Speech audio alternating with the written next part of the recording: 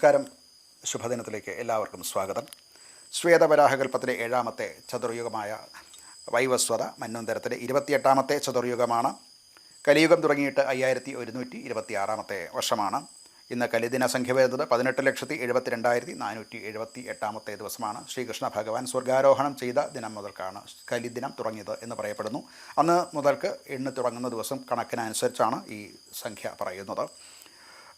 ഇന്ന് മലയാള സമ്പ്രദായത്തിലെ കൊല്ലവർഷക്കണക്കനുസരിച്ച് 1201 ആണ്ട് കന്നിമാസം 9-ാം തീയതിയാണ്. ശകവർഷം 1947 ആശ്വിന മാസം 3-ാം തീയതിയാണ്.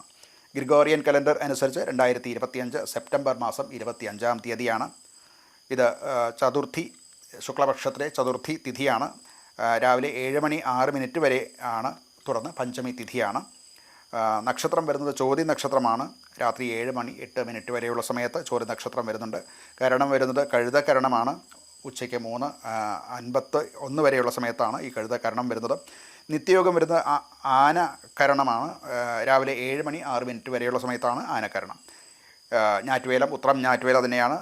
ശരത്ത് ഋതുവാണ്. ദക്ഷിണായനമാണ്. ഇന്ന് ദിവസം വ്യാഴത്തിൻ്റെ കാലഹോരയിൽ തുടങ്ങുന്ന ദിവസമാണ്.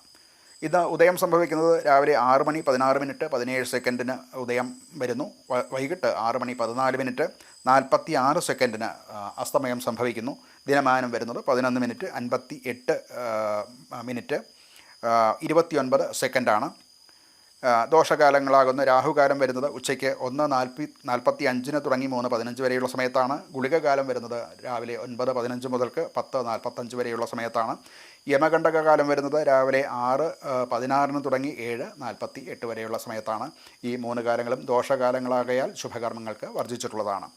അഭിജിത്ത് മുഹൂർത്തം വരുന്നത് 11:51 തുടങ്ങി 12:13 വരേക്കും, തുടർന്ന് 4 മിനിറ്റ് മധ്യം വർജിച്ച് 12:17 മുതൽക്ക് 12:39 വരെയുള്ള സമയത്താണ്. 11:51 മുതൽക്ക് 12:39 വരെയാണ് അഭിജിത്ത് മുഹൂർത്തം. ഈ ഒരു മുഹൂർത്തം മറ്റ് ശുഭകർമ്മങ്ങൾക്ക് മറ്റ് പക്കം, നാള്, തീയതി മുതലായവ അനുകൂലമല്ല എന്നുണ്ടെങ്കിൽ ഈ അഭിജിത്ത് മുഹൂർത്തം ഒരു സുമുഹൂർത്തമായിട്ടെടുക്കാം എന്ന് ആചാര്യ സമ്മതമുള്ളതാണ്. ഇന്ന് ചന്ദ്രാഷ്ടമം വരുന്നത് മീനക്കൂറുകാർക്കാണ്. പൂരുരുട്ടാതി കാല്, ഉത്രട്ടാതി രേവതി ഈ നക്ഷത്രക്കാർക്കാണ്.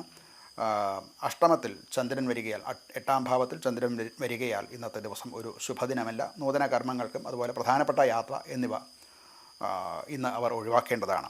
ഇന്ന് നക്ഷത്രം വരുന്നത് ചോതി നക്ഷത്രമാണ്.